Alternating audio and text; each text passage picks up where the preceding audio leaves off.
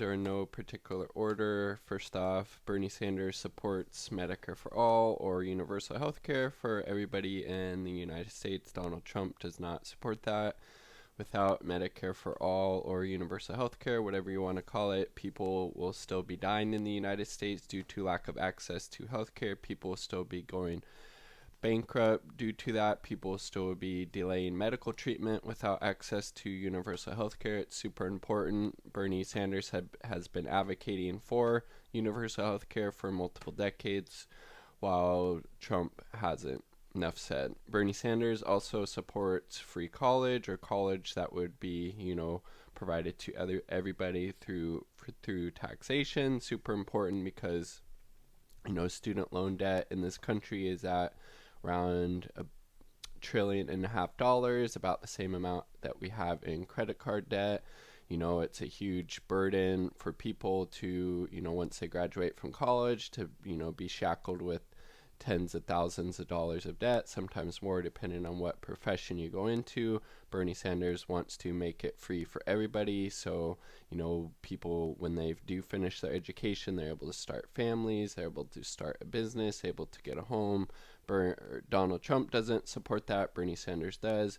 Bernie Sanders also supports canceling all student loan debt. Trump doesn't support that, as well as any other Democratic candidate. To my knowledge, Bernie Sanders also supports a Green New Deal, which would, transform the United States from being so heavily dependent on the fossil fuels that are literally killing our planet and ourselves. And then, as well as, within the Green New Deal, he also has a transition plan that, pays to retrain people that are working in, the polluting sector right now, that helps them transition, as well as paying them during that time. So it includes everything, and would create a lot of millions of new jobs in renewable energy, while still finding jobs for those people that were in those kind of polluting industries before. Super important. Climate change is a existential crisis. Say that 5 times fast. To not everybody in the United States, but in the world. Bernie Sanders takes that very seriously, as evidenced by his support for the Green New Deal. Donald Trump is basically a climate change denier, and it's evidenced by, what he espouses around climate change. Bernie Sanders has said that he would be willing to leverage the military aid that we give to Israel. I believe it was close to $4 billion in recent years. Leverage the aid that we give to them in order for them to start treating the Palestinian people with some dignity and respect. As far as I know, he's one of the only politicians who's running for president who said he's willing to do that, which took a lot of courage on his part. Donald Trump obviously hasn't. Bernie Sanders also supports a livable wage. Donald Trump doesn't. So if you're somebody who is working in, a low wage field, somebody who thinks their minimum wage should be higher or should be a living wage, I'm not sure why you would support Donald Trump over Bernie Sanders. Bernie supports a $15 an hour minimum wage, and I wouldn't be surprised if he even supported it being higher than that. Donald Trump also is in support of the USMCA, so the United States, Mexico, Canada agreement. Also, you could kind of see it as NAFTA 2.0, which doesn't really fix any of the, bigger problems that NAFTA created. Also doesn't have anything to do with environmental regulations, which is super important given what I just talked about with climate change.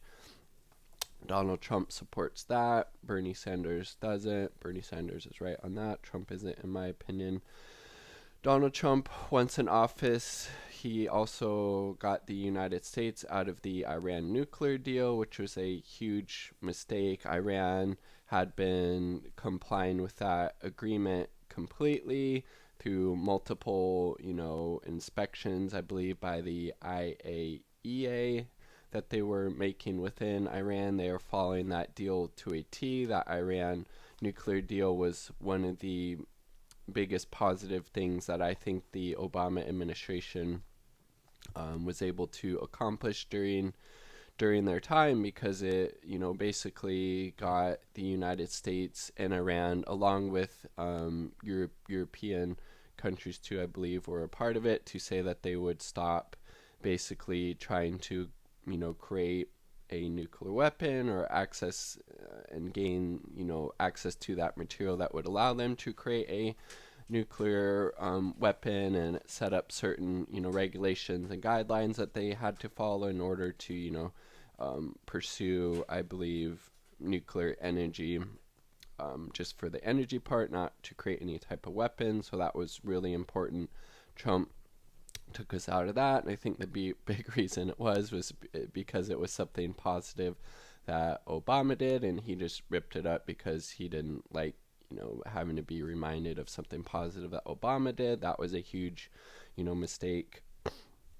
And also Donald Trump's tax cuts were hugely beneficial to the wealthy and the corporations, but haven't really helped out anybody else. Additionally, the middle class and the lower income tax cuts that were in there will sunset over time, but the tax cuts for the wealthy and the corporations, those stay in there forever. And, Trump claimed that this would, create more jobs and keep more jobs here, and the corporations would use this money to treat the workers better, which, obviously is a big load of BS. And if you believe that, I have some nice swampland I'd like to sell you.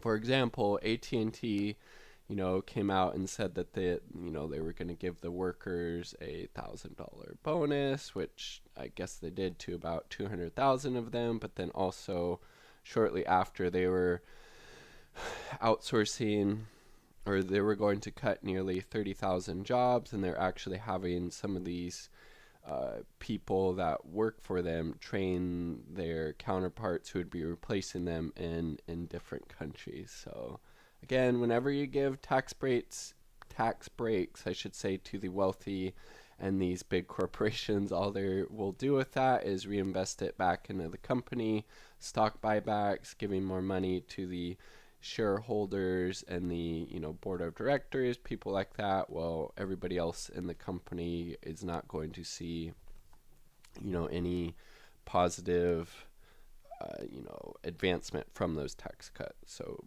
Trump obviously was in favor of that, given they were his tax cuts. Bernie wasn't.